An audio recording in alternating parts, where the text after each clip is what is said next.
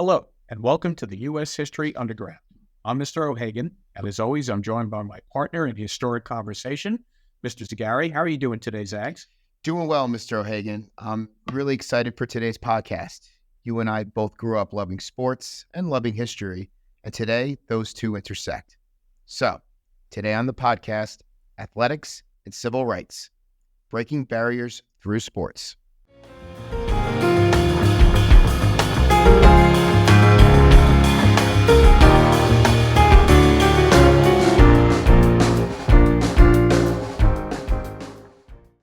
Well, I share your excitement, Zags. We can draw so many parallels between the athletes we're going to highlight today and the discussions we hear in present-day America when an athlete is outspoken on political or social issues. For example, when they won the Super Bowl back in 2018, which is hard for me to talk about because I'm a Giants fan, a number of prominent Eagles players were planning to skip the team visit to the White House because of then-President Trump's criticism of NFL players who kneeled during the Star-Spangled Banner. Well, with their 2025 Super Bowl victory secured, rumors started to buzz that this year's Eagles team might skip any visit to the White House with Trump's present administration. Though, as of this podcast, the invitation was extended and it was accepted. But there's sports and politics coming together. And there are plenty other examples, Mr. O'Hagan. Let's look at LeBron James and Steph Curry voicing support for the Black Lives Matter movement after the death of George Floyd. Megan Rapinoe, a star on the U.S. women's soccer team, kneeled during the Star-Spangled Banner in solidarity with Colin Kaepernick in 2016. In the same year, she and a number of her teammates filed a complaint with the EEOC over unequal pay for women's soccer players. From the football field to the soccer field, athletes are sometimes activists. And all these protests and controversies center around that important issue of civil rights, Zags. So that's a great starting point for us. What these athletes of the present day are doing is hardly new. They seem to be taking a page from previous generations, especially from the mid and late 20th century activists and athletes. So let's go back in time a little and look at some of these important athletes who chose to use their stardom as a platform for their activism. Well, our story begins with Jackie Robinson, who in 1947 broke Major League Baseball's color barrier with the Brooklyn Dodgers. Robinson faced unimaginable hostility, but he did so with dignity and restraint. He and the Dodgers general manager, Branch Rickey, partnered up to break that color barrier. Knowing what Jackie would face, Branch Rickey made him promise not to answer back to the taunts and the name-calling and the threats. Zags, I think it's hard for our listeners today to really grasp how monumental it was that this break was going to happen in baseball.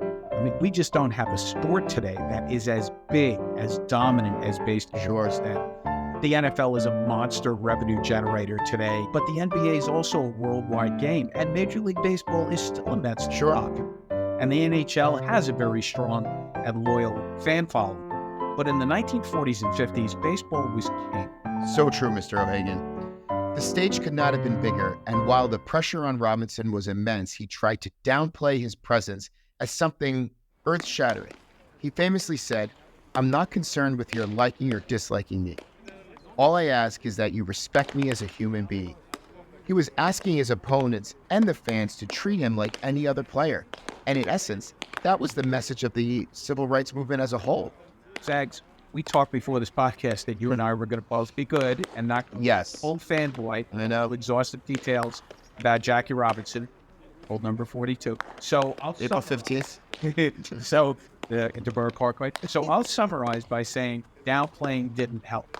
Robinson's race was front and center in every mention of his name, and in the face of that pressure, Robinson's performance is even more remarkable. Even his self-control was probably more impressive than his play on that baseball diamond.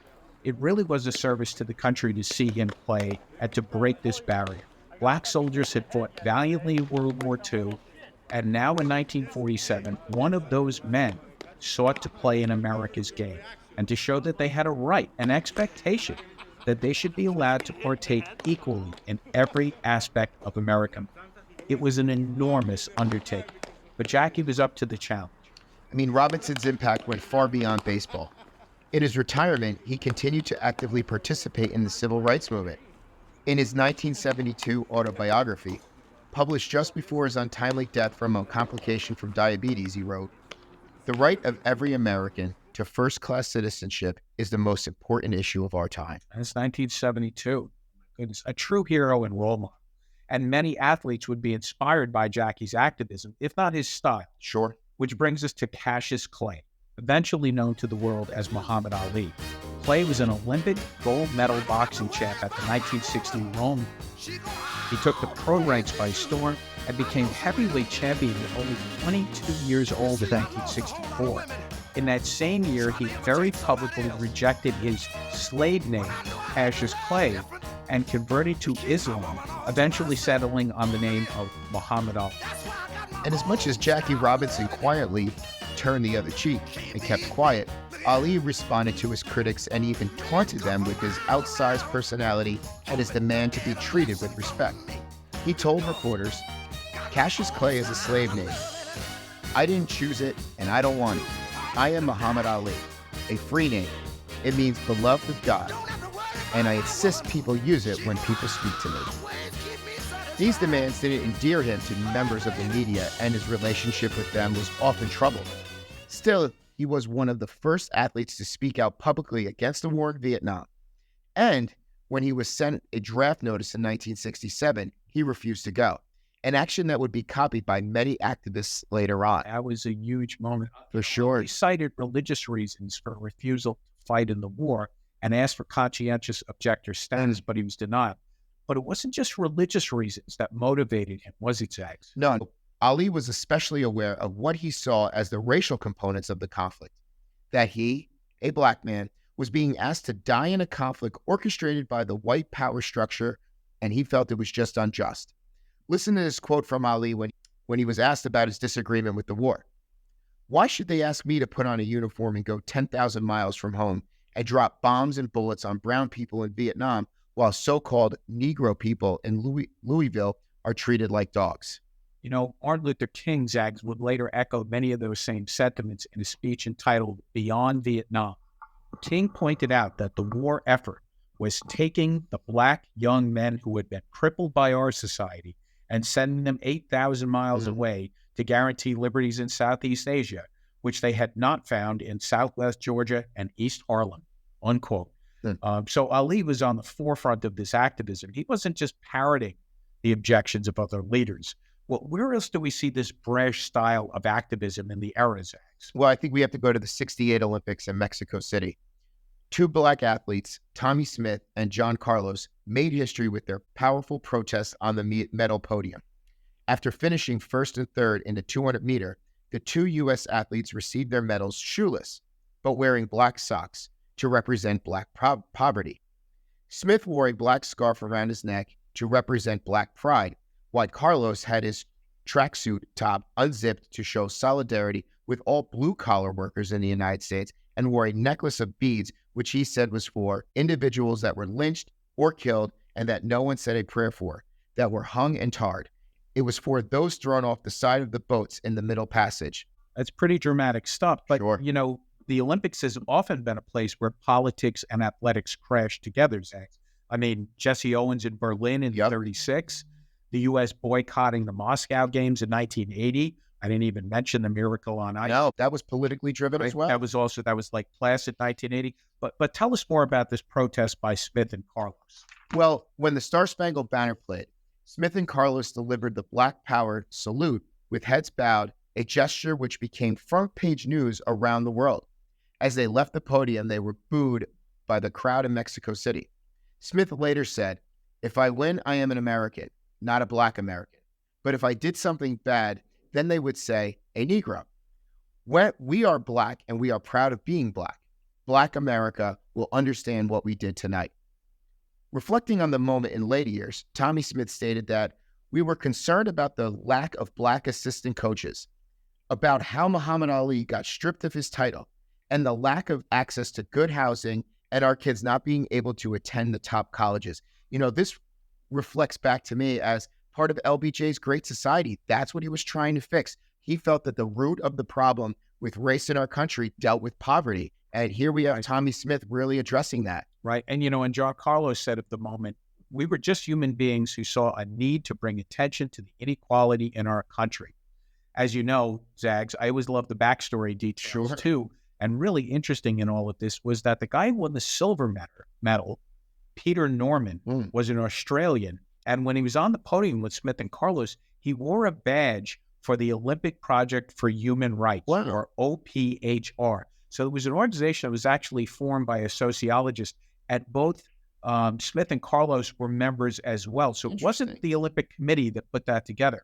But Norman was actually critical of policies in his own home country of Australia, which had severely limited rights for non-white Australians, especially native Aboriginals. And Norman himself was a white Australian. So, a much more progressive minded for sure guy. And in the years after the ceremony, Norman continued to run for Australia, but he was something of a pariah and a punching bag in his own home country. He was treated very badly by the press. And when he passed away early in 2006, the Australian House of Representatives issued an official apology to Norman and his family and commended him for not only his athletic achievements, I mean, he was a silver medal, but for his bravery in standing with Smith and Carlos and supporting them in their activism. I mean, it's a great reminder of the price people often pay for taking an unpopular stance, even if you're not the central figure.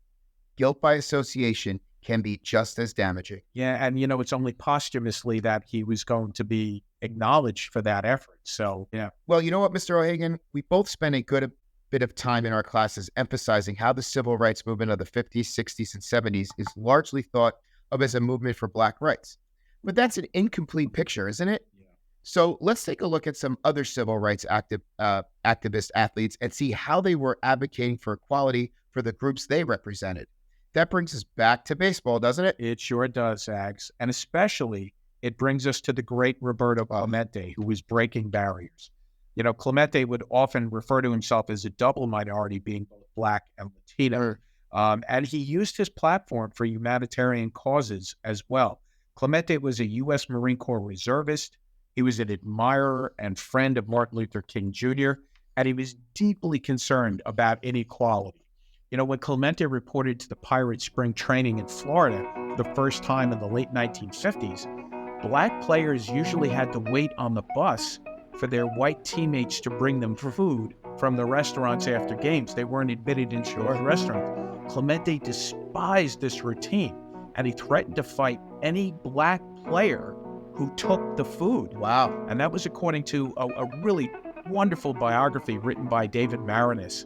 If you're looking for a book, you got a family member or a friend who's a baseball fan, highly recommend the Clemente biography by Marinis.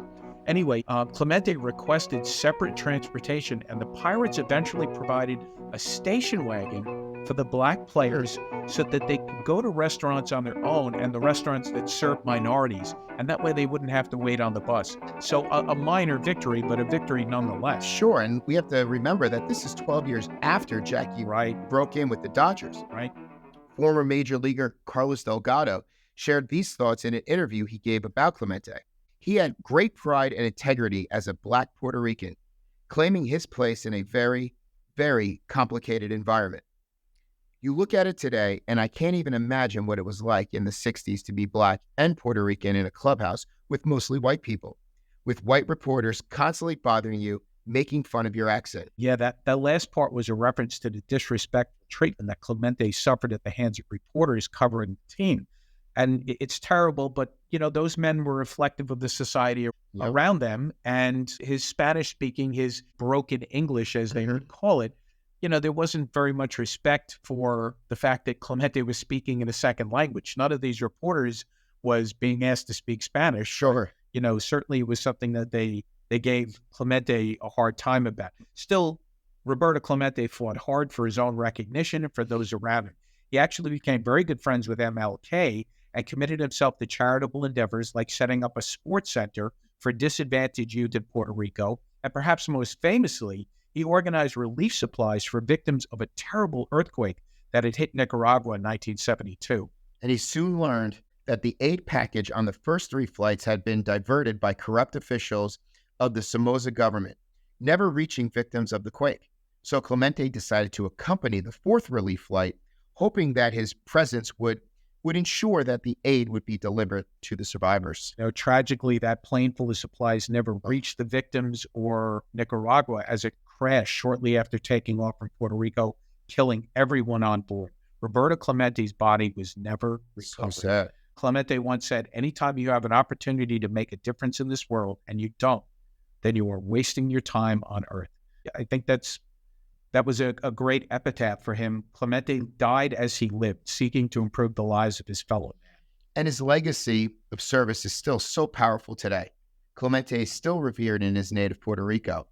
And to be honest with you, there's also the Major League Baseball has the Roberto Clemente Award. I forgot about that until you just mentioned that earlier. Yeah. Yes, and that's actually given annually to the Major League Baseball player that best exemplifies not only the love for the game, but sportsmanship and community service, something that we can all learn from. And the 2024 winner of this prestigious award was actually the catcher for the Royals, Salvador Perez, who was really active in community service to his native Venezuela. And do I have to mention here who won the 2009 and the 2023 award? They were both Yankees. Oh, really? Yeah, just throwing it in there. Would we have heard of those Yankees? Maybe you've heard of number 2, Derek Jeter, and number 99, Aaron Judge. They're both recipients of this. And to be honest with you, any Major League Baseball player that's really asked about receiving this award, it is always like one of the highlights of their career to receive this honorable award. Especially if you know the legacy. Absolutely. Right? Let's go on to our last, but certainly not least, civil rights activist, Billie Jean King. Well, Billie Jean King was a 12-time Grand Slam tennis champion, but the biggest match of her life was not at Wimbledon or the U.S. Open, of all places. The Houston Astrodome in 1973 when she played 8th wonder of the world. Yeah, well, until they dozed it, right? Wow. Detonated it. But it was the biggest match of her life was at that Astrodome when she played 55-year-old Bobby Riggs in a match dubbed the Battle of the Sexes. And it became a milestone for women's rights. So tell us a little bit about the setup here, Zach. Sure. Well, in his day, Bobby Riggs had been a ranked tennis player, and as he got older, gained notoriety as a bit of a showman. He'd play people wearing boots or with the racket tied to his hand to limit his mobility and still managed to win those games.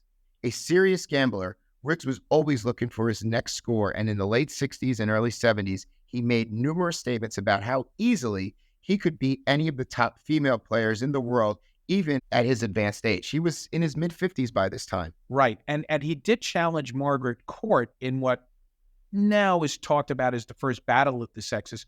Court was a very talented tennis player who was returning to tennis after giving birth to her child. And, they were both paid handsomely for this exhibition. Well, Riggs won the match handily in what came to be known as the Mother's Day Massacre. Jeez. Needless to say, Riggs was happy to drum up business and play the male chauvinist who made disparaging remarks about women's emotional stability, how they should be in the kitchen, not on the tennis court. He used that old trope of, they'd be better off being barefoot and pregnant in the kitchen.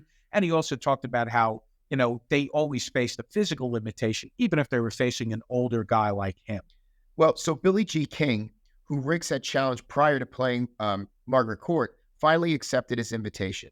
She felt very strongly that this was not just some tennis match or profitable distraction. She was very worried about the outcome, saying, "I thought it would set us back 50 years if I didn't win that match.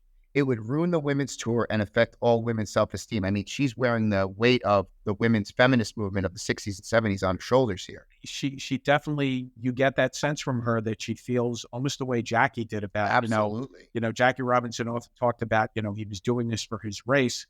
You can't help but think that, she felt very strongly she was doing it for her gender, right? And of course, these issues about women competing with men in all walks of life, they were central to the discussions being had in the late 60s and early 70s, especially in the women's movement. And heck, even today, we have these conversations. So you can understand Billie Jean King's apprehension and her fear of failing. As it turns out, she beat Riggs in straight sets and could breathe a sigh of relief. And it is a kind of feel-good ending to the story, too, that King and Riggs actually remained close friends until his death in 2006. King would come to say that Riggs was proud of their match and said to her on numerous occasions, quote, "We did a good thing, didn't we?" Once again, sports becomes a laboratory for American society. And that legacy of activist athletes continues today, inspiring new generations of athletes to use their voice for social change. And just like those legends from the past, that activism sometimes brings anger and disagreement and controversy, whether it's athletes openly supporting the Black Lives Matter movement or Chiefs kicker Harrison Butker offering a very traditional conservative Christian speech at a commencement. Today's athletes have often looked to the past to claim their right to this platform. And I imagine tomorrow's athletes, whether it's in front of a microphone or on their social media account, will continue that tradition with all of the controversies and complexities it brings. Remember, in the words of Jackie Robinson, life is not a spectator sport. I mean, look at Caitlin Clark to this day. Right. Well, that's it for today's podcast. Be sure to check out the other resources you can find on the U.S. History Underground YouTube channel. We've got everything from unit reviews to content spotlights to 8 Push on the Road segments, and of course, plenty of other great podcasts to listen to. See you next time. Underground Army dismissed. Broken bones.